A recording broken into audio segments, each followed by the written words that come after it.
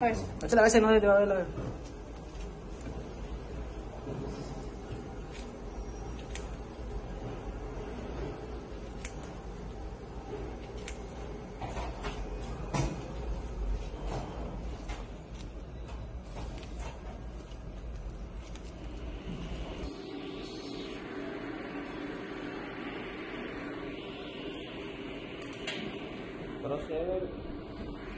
encuentran a través de un perfilamiento un individuo. Profiling से हमें एक ऐसे शख्स का पता चला जो कार्टाहेना से एम्स्टर्डम की फ्लाइट पर चढ़ने लगा था।